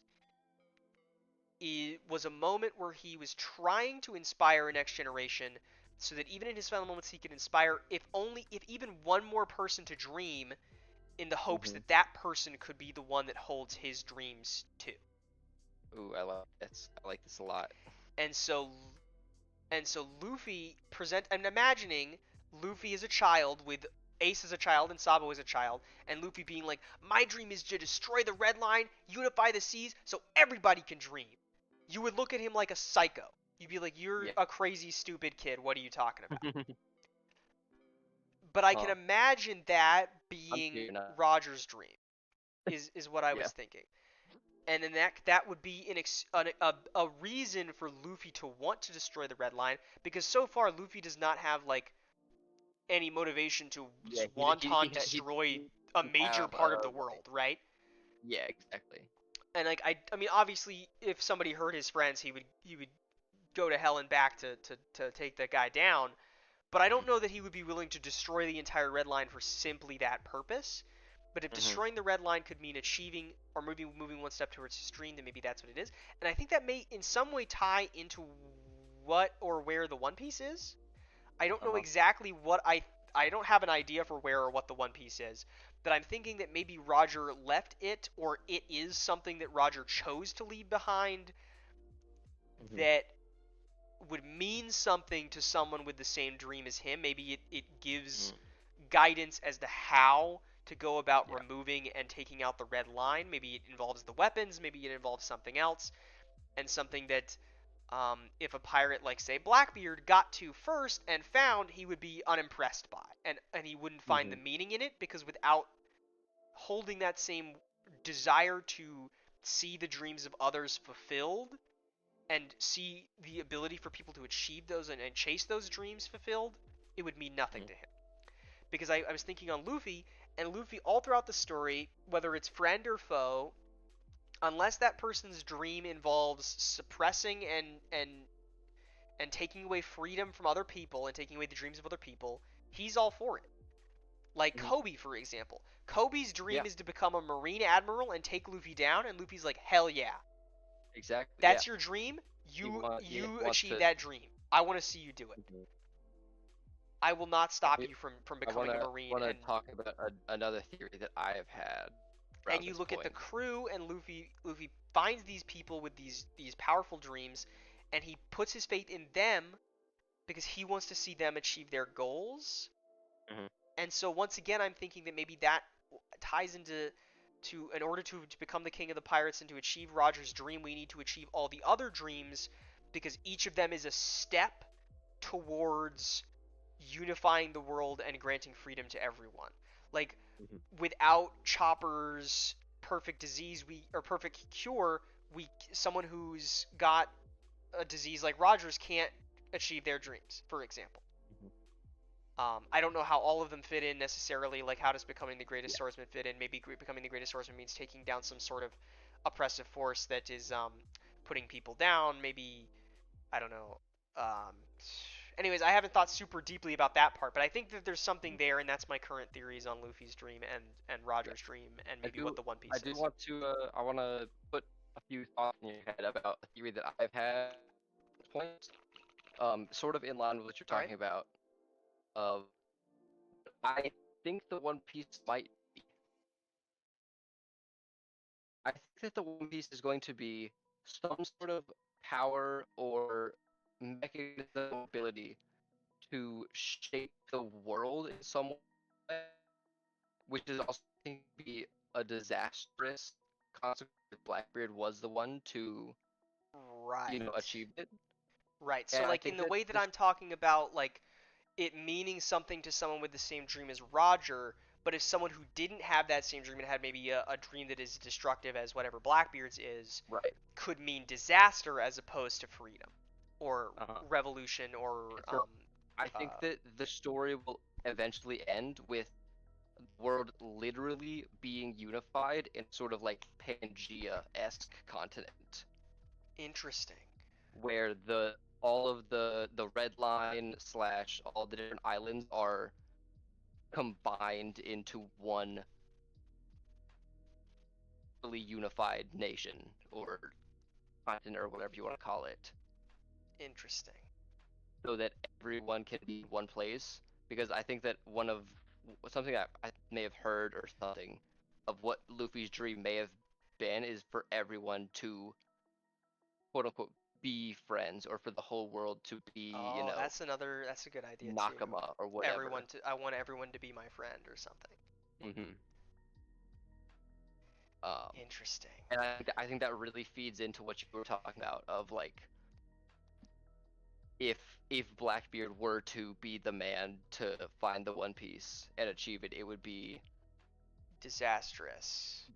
He disastrous instead could of envelop the liberating. entire world in darkness, only hmm for Monkey D. Luffy to be the one who brings it back into the light. hmm Fuck.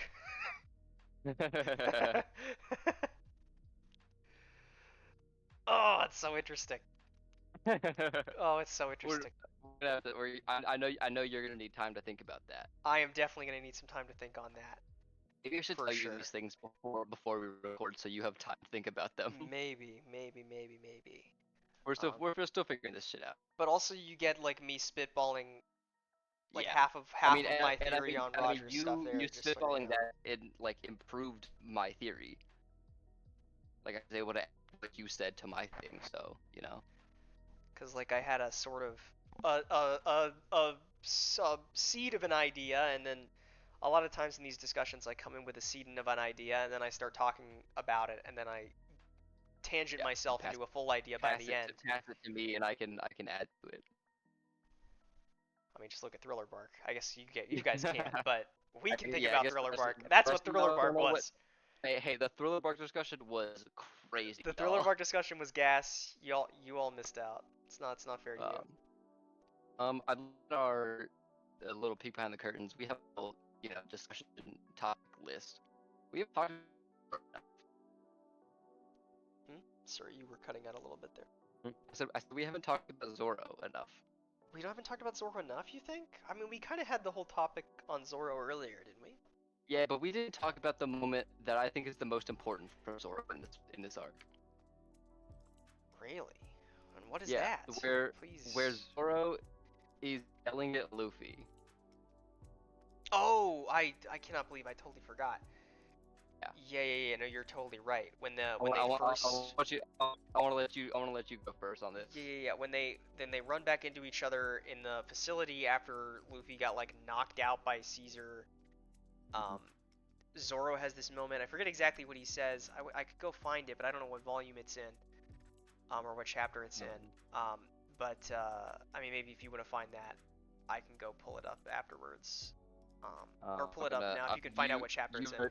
You talk for a minute. I'm gonna try to find it. But Zoro has this moment where he's like, "I thought you were taking him down, Luffy," and Luffy's like, "Yeah, well, I don't know. I was kind of underestimated. I was playing around a little bit." And Zoro's like, "Look, we're on a timer. There are kids in danger. We are in the new world, and that this is the weakest threat we're gonna see in the new world. We don't have time to play around anymore, or like not focus and not like be locked in. We gotta lock in now and never unlock." And Luffy's like, "You got it. I'm in. No more distractions." Again, leads into what we have talked about before of Zoro takes pirate shit so seriously. Yeah, and also I kind of think this is this a gold star for me?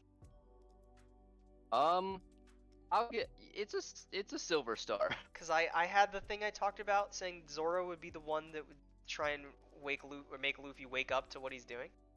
Yeah, I think that in the context that you were That's thinking of it, true. that The was more context of I was what thinking of it was more of what Jinbei did, Jinbei but took on this that is a role. moment similar to what I was talking about with Zoro. Exactly. Yeah. Also, while I was hunting for it, I stumbled upon a panel that I want to talk about very briefly, which is the final panel from the cover stories at the beginning of this arc, which is the graves of Whitebeard and Ace. Oh yeah. Which is, oh my god. Is this the first time you've seen their graves? No, but it's the first time we've seen them in 2 years. Yeah. And now the coat and the hat and everything have they're all tattered a little bit. They're like, with time they're getting. For a sec on me, zoom in on Ace's grave. Oh well, no, I'm getting to that. Give me a second. You don't gotta point me at it. I know it's there. All right, okay. You just gotta give me a second. I'm getting there. And you have the two beautiful things here at Ace's gravestone. The first is that the newspaper saying the Straw Hats are back has been pinned to his gravestone. By someone. I'm guessing maybe by the same person who left this other thing here of 3 cups. 3 sake cups. 3 sake cups and a bottle of sake. 3 brothers sharing a drink. Yeah. I wonder who could have left that behind. Certainly not Sabo, because he's dead. And not Luffy, because Luffy couldn't have made it here. He was off doing the stuff in Fishman Island. It must have been some 4th brother. It must have been. It must have been Jinbei. Jinbei came over here and left that. When is Sabo gonna show up, man? I'm so excited to see Sabo show up and figure out what his deal is gonna be like now that he's you'll see been him through all that stuff. Soonish. Soonish could mean so many things. Arc or in Egghead. Yeah, soonish could mean next arc or Wano. Yeah. Like halfway through Wano or something. I'm so excited to see what his deal is gonna be, because I feel like there's gonna be something. I guess I don't know if this is really like a big. I haven't really thought too much about Sabo this arc, And most of my thinking Mhm. about Sabo last arc was more of like allegory relating him to Yeah, Jinbei like and thematic Hody. analysis. But my theory is that I think that there is going to be some level of conflict between Luffy and Sabo. Oh yeah. Something, maybe it's Sabo has learned something in his time off the grid or something. I feel like they are going to be friends still. Obviously, they're still brothers, I think, but Yeah. there's going to be some sort of rift that has formed between them Mhm. that I think one of them, maybe it will be Sabo, will be hesitant to close that gap, and Luffy will charge forward to close that gap without hesitation. Interesting. Okay. That's my theory on Sabo. It's just Mhm. my prediction on what Sabo's gonna Yeah. be like. Anyways, I'm looking for this Zoro panel. I'm pretty sure it's like the end of a volume because it ends Mhm. with the Luffy helicopter thing. Yeah, here it Yeah, is. Here it coming is. Here it from is. Here it is. Here it is. UFO. Um, yeah. Seriously, the guy defeated Luffy. That's what Caesar said. Apparently, he suffocated him. His ability is gas. It's not easy to fight against. He can suck oxygen right out of you. You know better. Those Yeti men put us to sleep. This just isn't good enough. It's no good saying I let my guard down. One slip could have cost us our lives. This is no joking matter. Hey, Luffy, get your act together. We've still got the whole new world ahead of us. Mhm. You're right. Sorry. I won't let my guard down again. Yeah. It's just, oh, it's such an awesome moment for these two. It is such a great Luffy Zoro Luffy Zoro moment. moment of both of them being like, we were not putting our all into this. No more of that. We Mhm. can't let our guard down anymore. Yeah. Our enemies, we're not the big fish in the small pond anymore. Mhm. We are big fish in a gigantic ocean now, you know? Right. um, and we cannot afford to let our guard down and get beaten by a guy like Caesar Clown when we're aiming for the king of the pirates. Mhm. Um, I Um, don't know. I just I love did, I Zoro. did, I feel like we didn't talk about the kids enough, and I want to give That's a small true. mention to the kids because I think the one moment that really stands out to me is when Mocha is talking to Chopper and says, and Chopper reveals to her that Caesar has been experimenting on them and that they are likely all going to die. Yeah. And she says, "What? Oh, I here we know go. we were I've sick, but I thought we were all gonna get to grow up still." yeah, this moment which Just breaks hold you. on. It boy did it. But we get it's this moment where after she's she's trying to stop the kids from getting the candy and she eats all of them so that they can't take it and Chopper's screaming out like didn't I just tell you what kind of drug that is? Don't do it. And then we flash back to her and Chopper talking earlier. Mhm. Um, and Caesar knows this. You'll die. None of you will ever return home. That yummy candy is really a deadly poison. Um, and then a few more we get all these little flashbacks of Moshe thinking of all the kids saying about how they're gonna grow up together and they're gonna meet up again when they're 20 and they're gonna go on adventures together. Right. And then she just fuck, I haven't even turned the page. She starts crying. She Mhm. says, "We never thought we were gonna die. We thought we'd all grow up someday. That's not what he promised us at all. He gave us candy, so we ate it. No one thought that we'd die. I know that. You guys didn't do anything wrong. That's why we can never forgive Caesar. I know I never will. I'm sorry that Oh. I didn't find you sooner." Oh man. And she's just crying, "Chopper, we don't want to die. I won't let you. I'm getting you out of here no matter what. Caesar's really bad and really strong. He's a scary guy, but our captain is stronger. He's the man who Mhm. will be king of the pirates someday." Uh, uh, I Luffy forgot will that we were take supposed down to Caesar for cry. sure. Oh Forgot that my Oda. god. I forgot that Oda was supposed to make us cry this arc. Uh, I just, oh It's my it is god, I it is a love. devastating line, especially hearing. your delivery of it in the live read. Yeah, my delivery that was me literally crying as I was reading it. Yeah. Oh my god, dude.